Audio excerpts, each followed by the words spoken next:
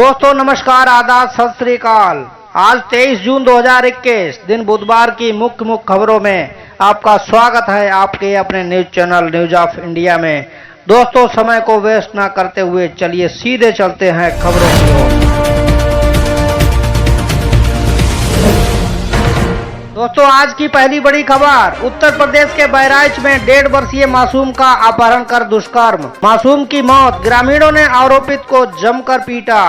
कोतवाली मानपारा क्षेत्र निवासी मासूम का 30 वर्षीय परशुराम ने उस समय अपहरण कर लिया जब वो घर में सो रही थी। युवक ने गांव के बाहर बने प्राथमिक विद्यालय में ले जाकर उससे दुष्कर्म किया। अचानक बच्ची के लापता होने पर परिवारजन व ग्रामीणों ने खोजबीन शुरू की। गांव के बाहर बने विद्यालय में उसके रोने की आवाज सुनाई दी। ग्रामीणों ने मौके पर पहुंचकर बच्ची को रक्त रंजित अवस्था में देखकर सभी शर्मसार हो गए। मौके से भाग रहे आरोपित को ग्रामीणों ने घेर कर पकड़ लिया और जमकर पीटा। घटना की जानकारी पुलिस को दी गई। मौके पर पहुंची पुलिस ने मासूम को तत्काल उपचार के लिए सीएचसी नानपारा भेजा। चिकित्सकों ने बच्ची की हालत चिंताजनक देखकर बहराइच मेडिकल कॉलेज रेफर कर दिया। मंगलवार को इलाज के दौरान मासूम की मौत हो गई। दोस्तों ऐसी ही घटनाओं से उत्तर प्रदेश पिछले काफी समय से शर्मसार होता आया है। दोस्तों नोएडा का शूटिंग रेंज अब दादी चंद्रो तोमर के नाम से जाना जाएगा। सीएम योगी आदित्यनाथ बोले, मातृ शक्ति को नमन। नोएडा में स्थापित शूटिंग रेंज को अब प्रख्यात निशानेबाज, जीवटता, जिजीविषा व नारी सशक्तिकरण की प्रतीक चंद्रो देवी जी के नाम से जाना जाएगा। उधर शरद पवार के नेतृत्व में विपक्षी दलों की बैठक, पहुंचने लगे नेता। एनसीपी प्रमुख शरद पवार के नेतृत्व में होने वाली शाम 4 बजे से शुरू होने वाली इस बैठक में आम आदमी पार्टी, तृणमूल कांग्रेस, राष्ट्रीय जनता दल, नेशनल कॉन्फ्रेंस और एनसीपी के अलावा कुछ और दलों के नेता शामिल हो सकते हैं। उधर पाकिस्तान के महान खिलाड़ी यूनुस खान ने छोड़ा पाकिस्तान क्रिकेट टीम का साथ, बल्लेबाजी कोच पद से दिया इस्तीफा। एक सूत्र के मुताबिक यूनुस खान जिस तरह से राष्ट्रीय टीम को भविष्य के लिए तैयार किया जा रहा है उससे संतुष्ट नहीं थे। यूनुस को पिछले साल नवंबर में 2 साल के लिए 2022 आईसीसी T20 विश्व कप के लिए बल्लेबाजी कोच नियुक्त किया गया था। उधर भारत बायोटेक की कोवैक्सीन तीसरे चरण में 77.8% प्रभावी, कंपनी ने सरकार को सौंपा डाटा। उधर कल से जूझ रही जेट एयरवेज की समाधान योजना को नेशनल कंपनीज लॉ ट्रिब्यूनल ने किया मंजूर। उधर पूर्व पीएम एचडी देवगौड़ा को कोर्ट से झटका, 2011 मानहानि केस में देने होंगे 2 करोड़ रुपए। बेंगलुरु की एक अदालत से पूर्व प्रधानमंत्री एचडी देवगौड़ा को 2011 के मानहानि मामले में बड़ा झटका लगा है। कोर्ट ने देवगौड़ा को नंदी इंफ्रास्ट्रक्चर कॉरिडोर इंटरप्राइजेज को 10 साल पहले एक टेलीविजन साक्षात्कार में कंपनी के खिलाफ उनके अपमानजनक बयान के लिए 2 करोड़ रुपए का मुआवजा अदा करने का निर्देश दिया है। दोस्तों रेलवे की बड़ी उपलब्धि, गुजरात के मुंद्रा से राजस्थान के लिए डबल स्टैच कंटेनर ट्रेन का पहला ट्रायल रन पूरा। दोस्तों भारतीय रेलवे को बड़ी उपलब्धि हासिल हुई है। गुजरात के मुंद्रा से राजस्थान के कठुआ आवास के लिए डबल स्ट्रेच कंटेनर ट्रेन का पहला ट्रायल रन पूरा हो गया है। ये देश के अन्य हिस्सों के साथ गुजरात में बंदरगाहों के बीच तेज और कुशल लॉजिस्टिक सुविधा प्रदान करेगी। उधर छत्तीसगढ़ में नक्सली मोर्चे पर कामयाबी, दंतेवाड़ा में 3 नक्सलियों ने किया सरेंडर। छत्तीसगढ़ के दंतेवाड़ा में 3 नक्सलियों ने सरेंडर किया है, जिनमें से एक के सिर पर 1 लाख रुपए का इनाम रखा गया था। अधिकारी ने मंगलवार को ये जानकारी दी। नक्सली मोर्चे पर यह बहुत बड़ी कामयाबी है। उधर उत्तर कोरिया ने अमेरिका को किया खबरदार, कहा वार्ता के सपने नहीं देखे बाइडेन प्रशासन। उधर कोरोना काल में भी नहीं थमा विस्थापन, बॉर्डर सील होने के बावजूद 30 लाख लोग बने रिफ्यूजी। विश्व का हर 96वां इंसान बेघर। गुलजार हुए मुरादाबाद के रेस्टोरेंट, काफी दिनों बाद लोगों ने खाया बाहर का खाना, सेल्फी ली। दोस्तों सोमवार से रेस्टोरेंट खुल गए हैं। घर में रहते हुए ऊब चुके लोगों ने रेस्टोरेंट में भोजन किया। दोपहर को कुछ कम लोग आए लेकिन शाम को संख्या में इजाफा हुआ। इससे रेस्टोरेंट स्वामियों को उम्मीद है कि जल्द पहले की तरह व्यवस्था पटरी पर लौटेगी। पर अगली बड़ी खबर पाकिस्तान से। वर्ष 2020 में आया पाकिस्तान की गरीबी में उछाल, 2 करोड़ लोग गरीबी रेखा से नीचे पहुंचे। पाकिस्तान में पिछले वर्ष गरीबी की दर में 5% की तेजी आई। इतना ही नहीं, इस दौरान करीब 2 करोड़ लोग गरीबी रेखा के नीचे आ गए हैं।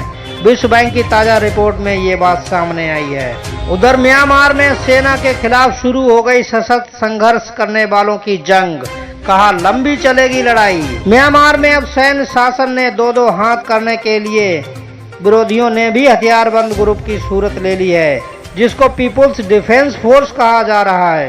हालांकि इनकी संख्या भी म्यांमार के छोटे शहरों और कस्बों तक ही सीमित है। राइटर्स से फोन पर हुई बातचीत में न्यू पीपल्स डिफेंस फोर्स का कैप्टन बताने वाले तुकतुक नेग ने कहा कि अब जंग शुरू हो चुकी है। आने वाले दिनों में भी इस तरह की और लड़ाइयां होंगी और ये लंबी चलेंगी। उधर ईरान के नवनिर्वाचित राष्ट्रपति रईसी ने परमाणु वार्ता का किया समर्थन, लेकिन बाइडेन से मुलाकात से किया इनकार। दोस्तों, Brazilian pop star banking startup में हुई शामिल, कम आय वाले ग्राहकों को बैंक की तरफ करेंगी आकर्षित। दोस्तों, आज जॉब अलर्ट में पंजाब पुलिस में 4362 कांस्टेबल भर्ती के लिए आवेदन जुलाई में, परीक्षा होगी सितंबर में। पंजाब पुलिस कांस्टेबल भर्ती 2021 की तैयारी में जुटे उम्मीदवारों के लिए काम की खबर।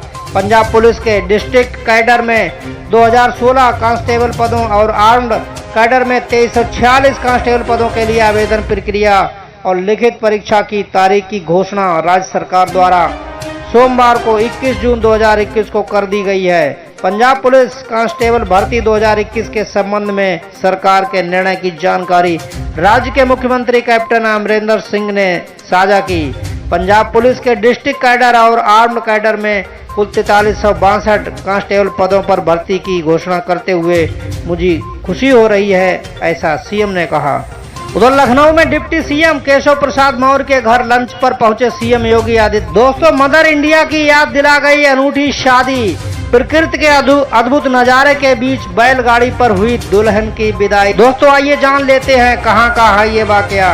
बाना जनपद की अनूठी शादी अब आसपास जिलों में चर्चा का विषय बनी हुई है। इसे देखने और सुनने के बाद कई सन 1957 की फिल्म मदर इंडिया में नरगिस और राजकुमार की शादी का सीन याद कर रहा है, तो कोई प्रकृति प्रेम का अजब संगम बता रहा है। दोस्तों, ऐसी अनूठी शादी के लिए एक लाइक तो बनता है। उधर न्यायमूर्ति MN Bhandari Allahabad high court के कार्यवाहक न्यायाधीश नियुक्त। इलाहाबाद हाई कोर्ट वरिष्ठ न्यायाधीश मुनीश्वर नाथ भंडारी को मंगलवार को इलाहाबाद हाई कोर्ट का कार्यवाहक मुख्य न्यायाधीश नियुक्त किया गया है। वो इलाहाबाद हाई कोर्ट के मुख्य न्यायाधीश न्यायमूर्ति संजय यादव के अवकाश ग्रहण करने के बाद 26 जून से अपना कार्यभार संभालेंगे। दोस्तों, आपको बताते चले, मुख्य न्यायाधीश न्यायमूर्ति संजय यादव ने बीती 12 जून को शपथ ली थी। अब उनका स्थान लेने वाले न्यायमूर्ति भंडारी का जन्म 12 सितंबर 1960 को हुआ है। वरिष्ठ न्यायमूर्ति मुनीश्वर नाथ भंडारी 5 जुलाई 2007 को राजस्थान हाई कोर्ट के न्यायाधीश बने। इसके बाद 15 मार्च 2019 को जयपुर से तबादला होकर इलाहाबाद हाई कोर्ट आए। उनका कार्यकाल करीब 14 महीने का रहेगा। वो 12 सितंबर 2022 को सेवानिवृत्त होंगे। दोस्तों, सोना चांदी भाव में आज जानेंगे। लगातार दूसरे दिन महंगा हुआ सोना चांदी के भाव में नरमी, जानिए क्या हो गए हैं सोना चांदी के भाव। मंगलवार यानी 22 जून को राष्ट्रीय राजधानी में सोना महंगा हो गया, जबकि चांदी की कीमत में गिरावट देखी गई।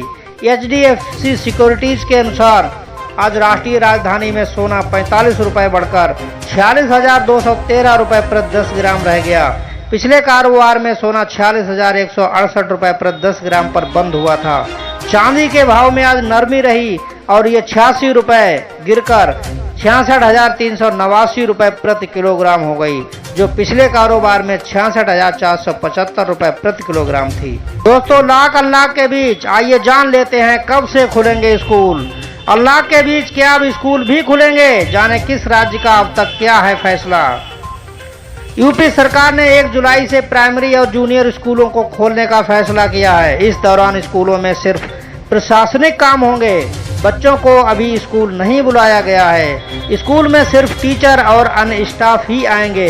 बच्चों की पढ़ाई ऑनलाइन ही जारी रहेगी। दोस्तों, जहां सरकारें अधिक बढ़ती हुई जनसंख्या से त्रस्त हैं, वहीं एक राज्य ऐसा भी है जहां अधिक बच्चा पैदा करने पर 1 लाख रुपया इनाम देने का भी घोषणा की गई है। दोस्तों, आइए जान लेते हैं पूरा मामला क्या है। अधिक बच्चा पैदा करने वाले को मिलेंगे 1 लाख रुपए, जाने किस राज्य के मंत्री ने की घोषणा।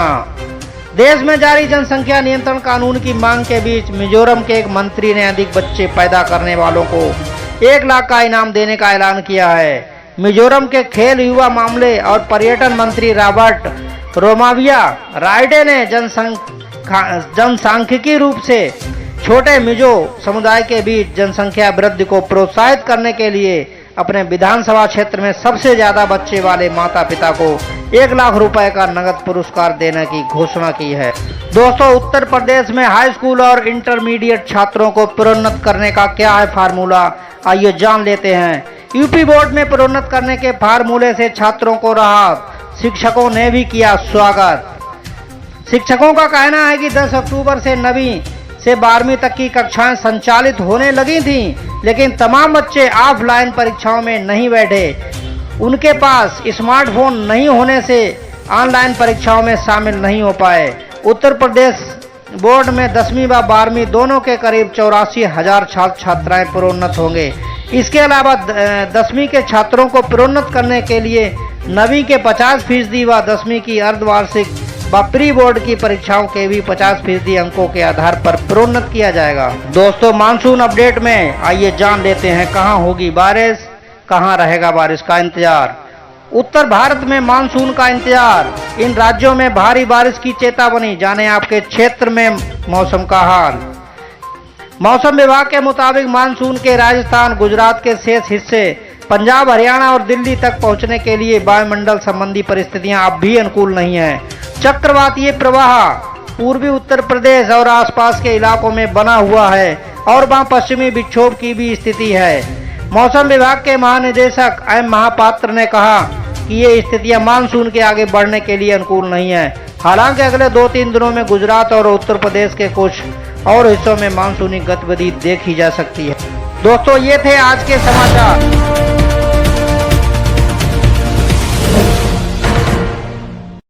को समाचारों का हमारा ये बुलेटिन कैसा लगा हमें कमेंट करके अवश्य बताएं तथा ऐसे ही रोज नए समाचारों के साथ हमारे साथ बने रहने के लिए अपने चैनल न्यूज़ ऑफ इंडिया को सब्सक्राइब करें। धन्यवाद। जय हिंद।